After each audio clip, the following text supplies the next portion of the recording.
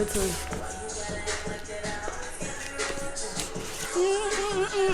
I'm crazy.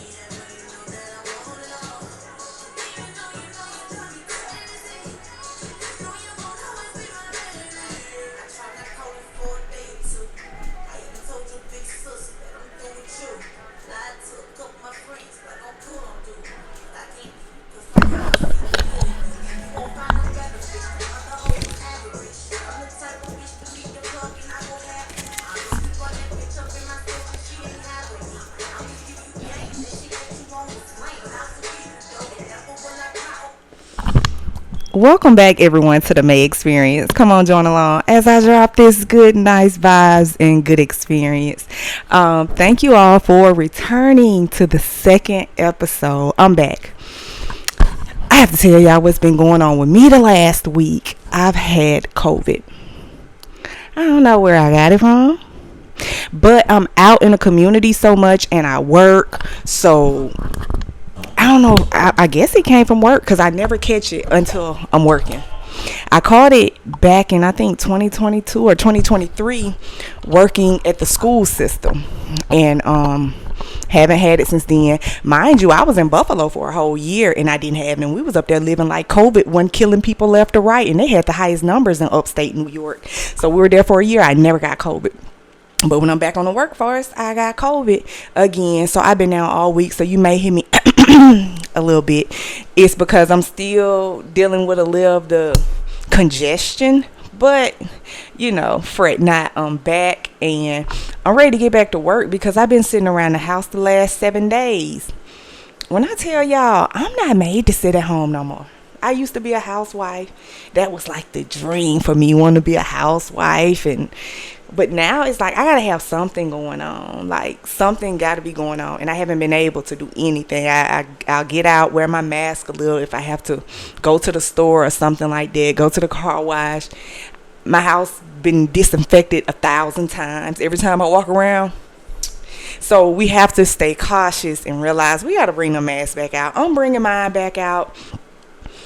And it's been hard because it's been warm outside. It's a little humid right now, so it's been hard having that mask on. But I'm trying to say, I don't want to go through that no more, y'all. It was not good. Fevers, headaches, dizziness, all that been going on. But I feel like I'm probably about 90%. So let's just get back. Let's get into some good things, y'all. So if you follow me on Facebook or Instagram, I have been fanned out.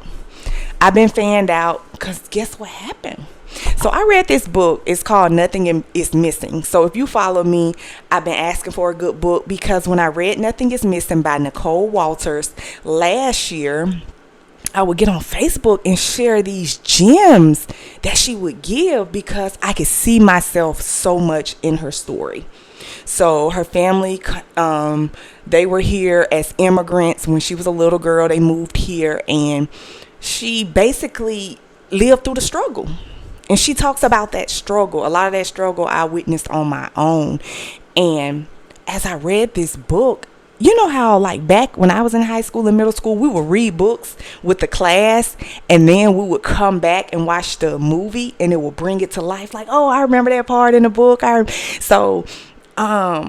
This book, though, as I read it, it's like I could visualize her. I could visualize her from being a child, walking with her dad, following him around as a little girl, to them begging the landlord to give them extra time on the rent, to her getting dropped off at college. She got dropped off at college with nothing, and she was like, I'm never going back home. I'm gonna have to do whatever I have to do so that I don't have to go back home. She was like, even though that's all I knew, poverty was all I knew, she was like, I knew it had to be something better. And that's just like me. That's how I was. I grew up in poverty, but I know it's so much more out there. So, and I tell my son all the time, he's 16 now, I tell him, like, you ain't live half of how the struggle that I live. Now, he done seen some things being around his mama, but as far as living in the struggle, he didn't. Now, there are situations I would try to put him in to let him see, or I'd be like, well, back in my day, she talked about everything from having cockroaches in the house, things that you don't really hear people talk about. Like, now when they become millionaires, she became a multimillionaire like overnight. She worked hard for it now. But a lot of people, when they make it to that point in life, they don't talk about it.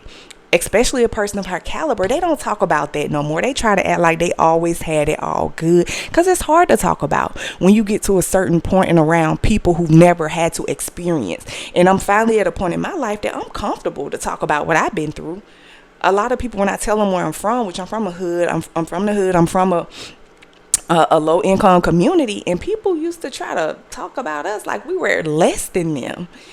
And that's never the case. It's just I wasn't spoon fed, which means I had to work 10 times harder than you did. And I think a lot of people in this new generation and a lot of people in the new work world, they realize, like, how she get to be like this, but she ain't have what I had. And what, because I worked in companies, I worked at the top where you had to come see by me before you even get hired on, to like now the position I'm in. I'm really at the lowest position you can have in there, really. So I've been at the top, I've been at the bottom, I've had my own business. I still have my own business, but I still go to work every day, and I've been successful in my own business. But due to nasty divorce, we'll talk about that another day. But back to the book. I appreciate her. I'm so encouraged by her. But she responded on my post on social media. I had been sharing these different quotes from her book. She always ends her chapters with something that'll keep you going and make you want to read more. I had to put this book down and not think about it and be like, I don't want to read it all or it's going to be done. But now I've started over. It's so encouraging to know that we can come from nothing and make a world of impact because of our story. We can't be ashamed of our story. I'm not ashamed of my story. I don't look like what I've been through, and I thank God for that. So now I appreciate life so much more when I look back on all the things I've been through. So we could start it off. I'll tell you one of a good. I've underlined so many things in this book. So I'll read a couple of sentences just to let you know, just keep going. It's a never ending fight. It's just like she said, everything's very wrong. Everything is also very right, but nothing is missing. We have to keep going. Everything could be wrong or everything could be right. Nothing is missing. Our lives are going the way they're supposed to go. But it's up to you to continue this battle of life. Continue to take on the fights. Continue to take on the hardships. The good, the bad, the ugly. You have to keep going. And she said, I spent most of my life figuring things out on my own. And it reminds me so much of my own. And I tell people all the time, it's a lot of things that I'm just learning and figuring out on my own. Things such as credit. A lot of people from our community, we weren't talked about credit. We weren't talked about how to, let's go ahead and get your credit right before you go to college or before you graduate. No, we in our 30s figuring out credit. We're in our 30s being a parent. It's a book. You can go read a book about being a parent, but I guarantee you every day, every stepping stone, every milestone in life does not come the same. We all grow and learn at different ages and stages of development. So it's no book on life. Nobody can tell you how to do life right.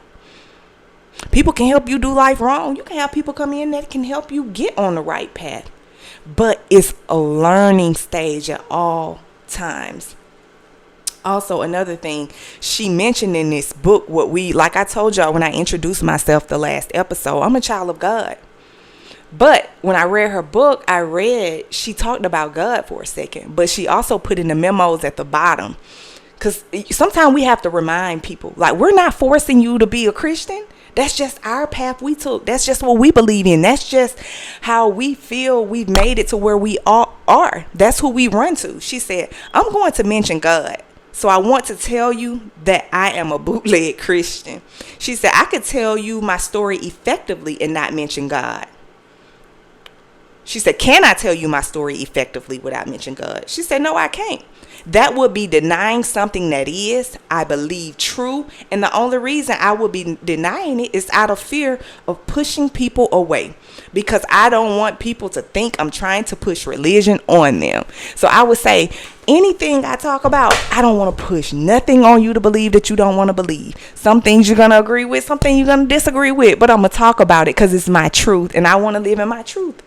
I spent a lot of time not wanting to live in my truth, ignoring my truth, hiding my truth because of my outside life from business life. Because I've always been business minded, but I've always had my own things going as well. I've been my own business owner for a long time. I always had my own hustle. I always have my own hustle because I feel like that's why God put us here. We all have a reason to be here.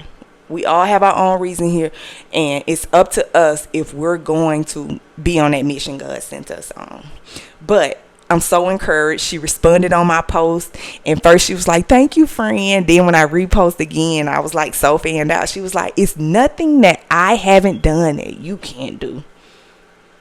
I said, what? You told me exactly what I needed to hear. Sometimes we need that encouragement because a lot of times I don't have that encouragement, especially from family. I'm not real close with my family. And it's like the black family, we all have grown so apart. They'll see you, the black community all together. We'll see each other doing things, and our families will be the last one to support us. And I've learned that, and I'm okay with that now. It could be jealousy, it could be anything, but I've learned that you can't take everybody with you. I don't need that extra negativity to come along with me. Like, I need positive people who gonna encourage me, even if I want to try something and they saying like, oh, here she go. Like, I woke up the other day with a whole nother idea I want to do. And the people who I feel believe in me are the ones I reached out to. Are they gonna come along on this journey? They may not. But, you know, only time will tell, and I'll see. But I know who's been there for me when I've been sick. God's been there for me. My son's been on my side. My son's dad has been on my side through a lot. So, and I'm just so appreciative for the people who are still there for me. And so, yeah, let's just go on this mission, and whatever God gave you, we have to put it to action. We have to put it into action. It's not always easy. We don't know what the world gonna think. We don't know what feedback we're gonna get, but we have to put it into action at all times because that's why he gave it to us. Okay, so her book, if you all get a chance, read this book. Nothing is missing. It's probably not gonna be for everybody. It's not going to be for everybody. I would like to speak with her, though, and we can go through some things in this book. And I would like to talk to her and have a conversation with her. So, yeah, I'll tag Nicole Walters in this. She also has a podcast, the Nicole Walters podcast. And I think we could have some great conversations. I want to talk to some people. I want to learn some things. I want to get some knowledge. And also the encouragement the most. So yeah, thank you, Nicole Walters, for that great book. And I actually found that book. I was on the road traveling. I wasn't working, and I was doing a lot of traveling last year. And me and my niece, we stopped by a bookstore, and I saw that book. And when I tell you, it's a game changer. It is a game changer. It's a life changer for me because from college to everything, I was a college dropout. And I think she actually dropped out of college, but she ended up finishing. But her story is amazing, and I just see myself in it so much. Y'all just don't get it. But yeah, let's talk about some celebrity news, y'all. Like, I want y'all to get to know some of the celebrities I like, some of the celebrities I follow, and with really good music. A lot of people don't know. Like, I feel like Akbar B. First, I want to give it out to her. I want to congratulate her. Akbar is from Atlanta, and she just found out she was pregnant. She is an artist. She's a rapper from Atlanta. Bars. When I tell you I don't feel like she get the recognition she deserves, she was on Love and Hip Hop for a while, and I think it was a good push for her to get her name out there and to get her face out there. And she was into it. She was bumping now. She was fighting a lot. But I really love Art Bar. So let me tell y'all about Art Bar V. She actually invited me to her listening party. But at this time I broke my toe right before the listening party. I reached out to her, let her know I broke my toe, but she always responds to me.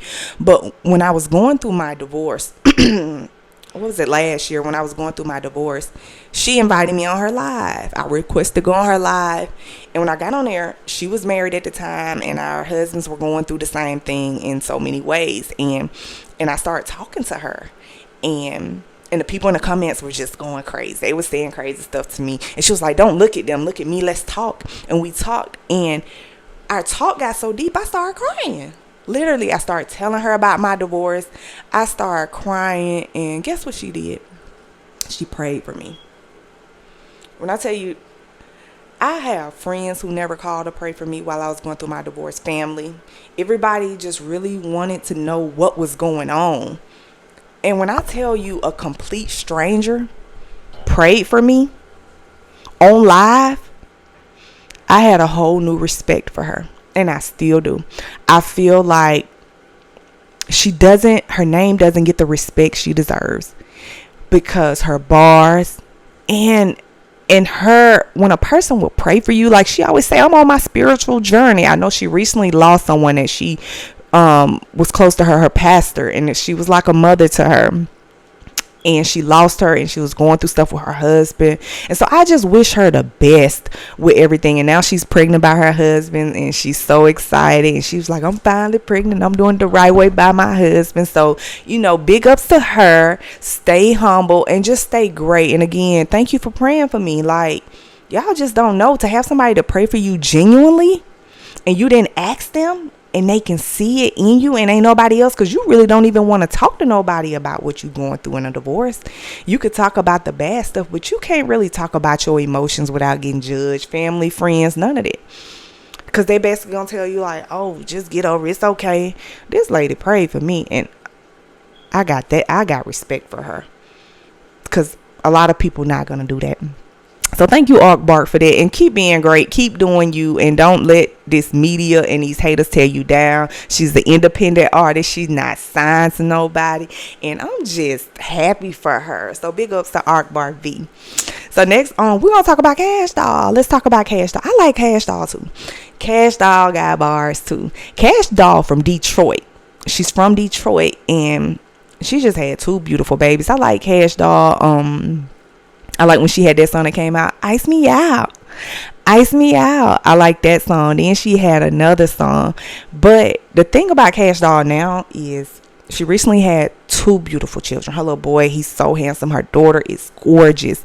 But it seemed like when she had the daughter, as soon as she left the hospital, she leave her baby daddy. I'm like, girl, why would you leave your baby daddy and you just had a baby, like, and he trying to be there with the baby, like, y'all he trying to be in the baby life, like, but we talk down on the black men who's not trying to be in their children's life.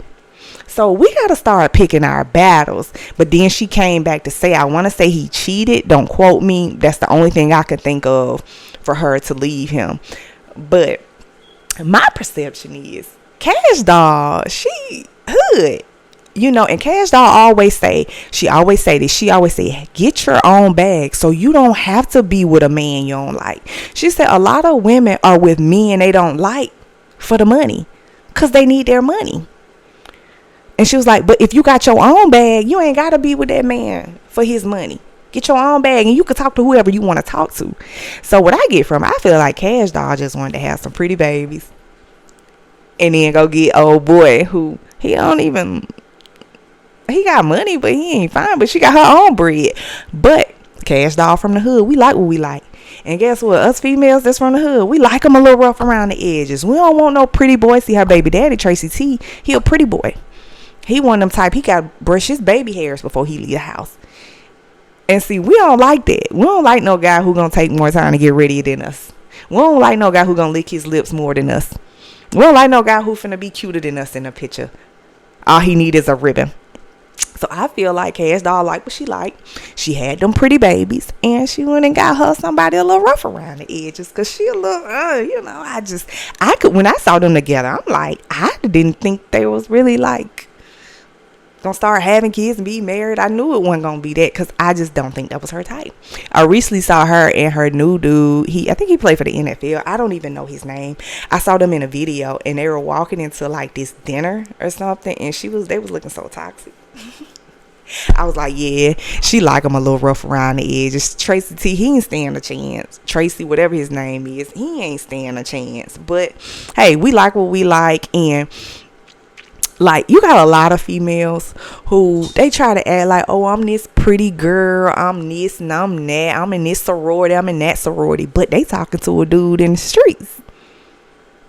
You know, it's because they're not really from the hood. They really not really high class.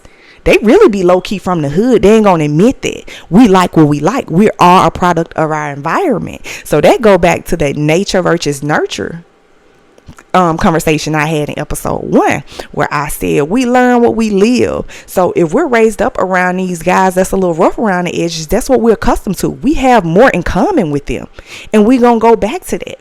But we are taught to, oh, go get you a guy, he wear a suit, he all clean cut. But that's not what we like. So we can cut the crap and stop acting like we don't like our guys rough around the edges. That's what we like. If that's where we from, that's what we like, and that's what we going for, and it is what it is. If you don't like it, you can go get you a pretty boy and enjoy it. Have fun. Next up, let's talk about, oh man, y'all know what time it is. It's that time for the elephant in the room. It's a lot of things going on right now. And I'm not a very political person. I really don't like talking about politics, especially not in a back and forth conversation, because honestly, you can't win. Nobody wins when the family feuds or when people feud about politics, because people believe what they want to believe. And we have all been raised to believe either you're going to be Democrat or you're going to be Republican. But at the end of the day, I feel like whatever you decide, that's on you. Whatever I decide, that's on me. But I do, I have been paying attention. I'm going to say that. I've been paying attention. Do I agree with everything that's going on? No, we never do. Do I disagree with everything going on? No, we never do. We're human. And that's okay. But I have been paying attention a lot to, they've been talking about ending the Department of Education. So for me, if you're like me, if you're educated and you got student loans while you were in college, I'm sure you were like, oh, okay, so what that mean? Because the last administration, they was talking about getting rid of student loans. Like certain people were saying their student loans were erased and got rid of and defaulted and all this other stuff. But I've been doing my research because I want to know, because I got student loans. And one thing in this book I read as well with Nicole Walters, and I want a lot of our young people to understand this, and I told my son this, and I've told him this for a long time. We all want our child to go to college. We all want our child to be successful. I'm going to say that. We all want our child to be successful. Being successful does not mean you have to be rich. Stop letting people put rich on successful, because you could be rich and your mind you could be rich like Wendy Williams right now, and her mind ain't no good. People taking over all her money. But they say she just passed the IQ test flying colors. But being rich is not successful. Nicole Walters said, do you know you could be successful without a degree? You have so many other skills. You could be brilliant. You're brilliant at sales, business, speaking, and writing. This is what she told herself. Why are you trying to make this happen? And I saw that in myself so many now. At the time when I was in college and stuff, I felt like I had to go to college, get this degree to be successful.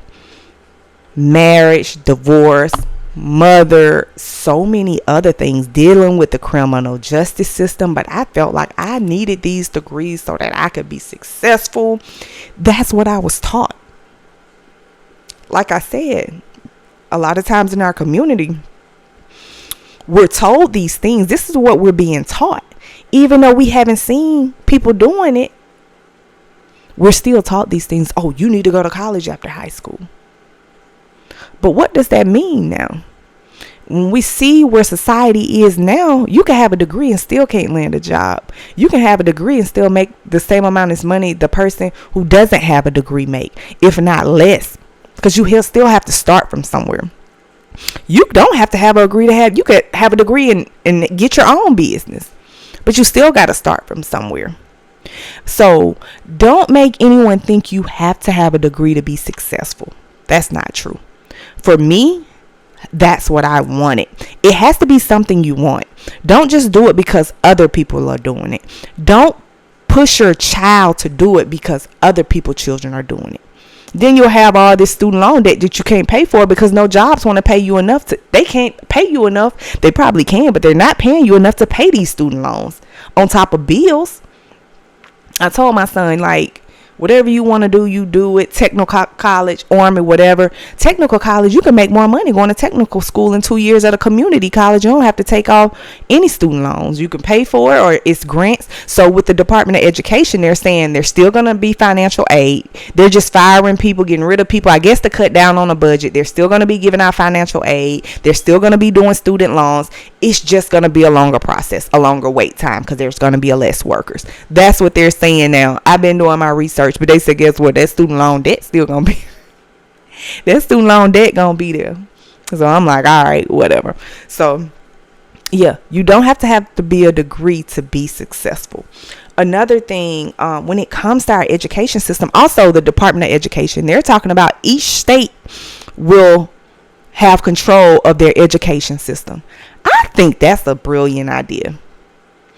Because what does the Department of Education have to do if they're in Washington, D.C. with what Alabama down here doing? People not going to tell the truth of what's going on in the classrooms.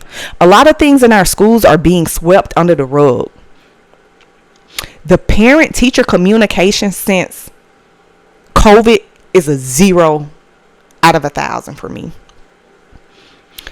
Teachers are feeling like they don't have to communicate with parents anymore because since COVID, they cut out. When my son was younger, I would go eat lunch with him like once a week in elementary school. Middle school, probably take him lunch, drop it off, and dip. High school, since COVID, teachers won't return phone calls, or they'll reach out to you with a little smart text. But then you still have very few teachers that are still good at communicating. They'll respond. But a lot of teachers are in it just to say they're in it, just for a job. You have a lot of teachers, like I said, don't have those degrees. So they're just doing it and they're picking up along the way. They weren't taught the right strategies. But I think when you go to school for education, they don't teach you about parent-teacher communication. I'm not sure. If they do, let me know. Because it's a lot of things being swept under the rug in these schools. You can't call, you can't ask them nothing. They can hide. And then you wonder why there's so many inappropriate relationships with teachers and students. I don't know about other states, but Alabama is on the news so much where the teachers are sleeping with the students. But don't you think that'll make it that much easier if you cannot get in contact? If you can't pull up and see what's going on? If you can't look that teacher in the eye and catch them sometime off guard? That opens up for a world of a disaster. It's easier to have those relationships. Children come home, how was your day? It was good, it was straight. These kids don't care. They'd rather you talk to your child, and then when you listen to what your child say, it's a problem. But if I can't communicate with you, I'm going to take my child word at this point. We have to pray over our children because there's so much going on with the education system. They're talking about cutting the IEPs, which are the individualized education plans, which for children with disabilities, the special education programs. And I feel like that ship sunken anyway, because there's too many people in special education that's not really there for children with disabilities. maybe the old school teachers, but these new age teachers, they're making more money than the other teachers going in and out of their classrooms. That's just my opinion. I've worked in the school system over 15 years. I've seen a lot, and I just don't think it's not for me no more, because I really have a passion for working with children. I love children. I have mine. He's 16 in 2 more years. Like, I'm done with the school system then. But I just feel like the fact that the states are going to have control over their schools, I don't know how that's going to look, because they can barely pay the teachers now. So drop y'all comments. What do y'all think about that? If you have children in school, are you paying attention to this as far as the Department of Education? I think I got more so in, like, I know my son will graduate soon. He'll be finished with high school soon. But I'm looking like, too, I was looking into the student loan side and everything. But what do y'all think about it? Do y'all think it's a good idea for the states to take over it? Or do you think, it's just like a bad idea, like Washington, D.C. should still be over the schools in each state and their funding and what they do with the monies? I don't know. I'm excited to see how this is going to turn out. I'll still be paying attention in case I become a mother again, but we'll see. Also, in this spring break here, so like I said, I've been sick all week. I haven't even been at work. I've been at home. I didn't get to enjoy spring break, but it's all good. It's a blessing to still be here. A lot of people had COVID and they not here no more. My uncle, he died at the early stages when COVID first hit. He was working at Home Health. And this is when they first started telling people to stop wearing, to wear masks. And he was doing at Home Health, and he didn't make it through COVID. And so I'm just thankful that I'm still here. I thank God that I'm still here.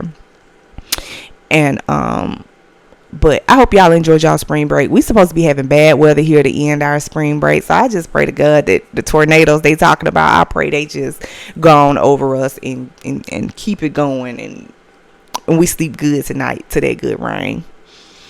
So we're gonna talk about, I want to follow up on some things. Last week we talked about the nature versus nurture, and a lot of people are still coming at me about that, something I said about my son.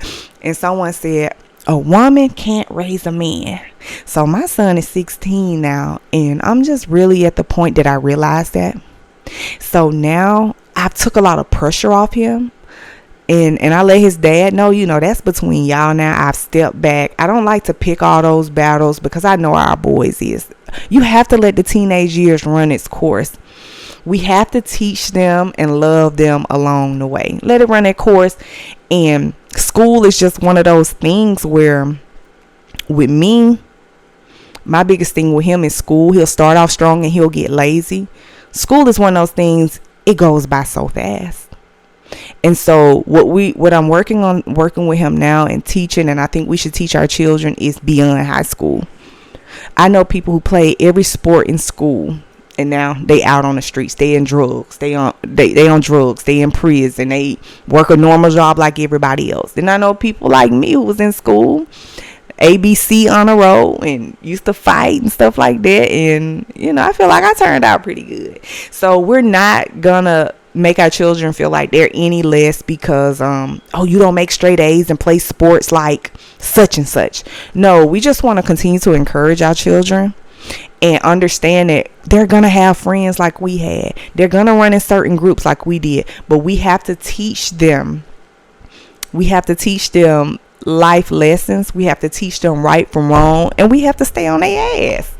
Point blank, period. We have to stay on their ass, because when it comes to nature versus nurture, you're going to learn things. You're going to learn things from who you hang around. You're going to learn things about your environment, the people you're growing up around. But also, we have to nurture them in the correct way.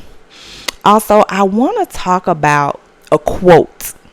That's how we're going to close this out today. I want to talk about a quote that I heard Dreka Gates say. And this quote has stuck with me since I heard her talk about it.